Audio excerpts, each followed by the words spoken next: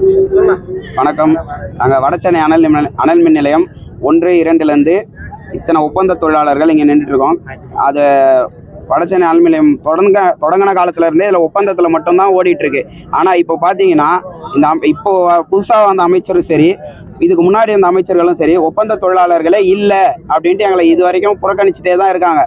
இப்போ நாங்கள் போயிட்டு இதுக்கு முன்னாடி மின்சாரத்துறை அமைச்சரை இப்போ புதுசாக இருக்க அமைச்சரை பார்க்கும்போது ஒரு மாத காலத்தில் எங்களுக்கு ஒரு நல்ல முடிவை சொல்கிறேன்ட்டு வாக்குறுதி கொடுத்தாரு.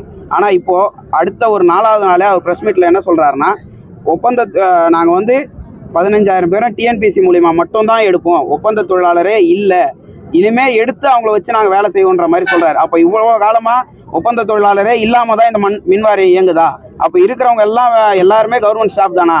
பர்மனன்ட் ஸ்டாஃபே இல்லை, பற்றாக்குறைன்னு தான் இவ்வளோ நாளாக நீங்கள் சொல்லிட்டு இருக்கீங்க. அப்போ இந்த மின்வாரியம் யாரை வச்சு இயங்குது? நாங்கள்லாம் இப்போ இதில் இருக்கவங்கலாம் எங்களோட வாழ்வாதாரம் என்ன வருது? எல்லாருமே 40 வயசு 50 வயசை கடந்து இதில் வேலை செஞ்சுட்டு இருக்கிறாங்க. சின்ன பசங்கள்லேருந்து பெரியவங்க வரையும் இருக்கிறாங்க. அப்போ அவங்க வாழ்வாதாரம்லாம் என்ன வருது?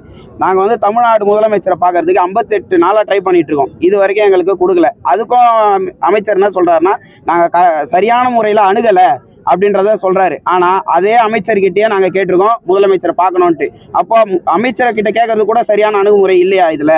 இதுக்கு எங்களுக்கு தமிழ்நாடு முதலமைச்சர் நல்ல ஒரு பதிலை கொடுக்கணும். ஒப்பந்த தொழிலாளர் வாழ்க்கையை வாழ்றதுக்கான வழியை காட்டணும். நாங்கள் சாவறதா வாழ்றதான்றதே தெரியல. வாழ்க்கையை உயர்த்ததை விட வாழ்றதுக்கான வழியை காட்டுங்க.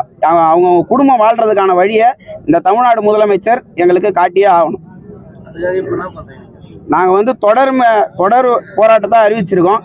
இதை உண்ணாவிரத போராட்டமாக ஆக்காமல் எங்களை வாழ்றதுக்கான வழியை காட்டணும். இதில் உண்ணாவிரத போராட்டம் இல்லை சாவர வரையும் போராட்டம்ன்ற நிலைமைக்கு எங்களை தள்ளாமல் எங்களுக்கான முடிவை சீக்கிரம் அவர் சொல்லணும்னு நாங்கள் கேட்டுக்கிறோம். இல்லையா நாங்கள் சாவர வரைக்கும் கூட போராடுறது தயாராக இருக்கும்.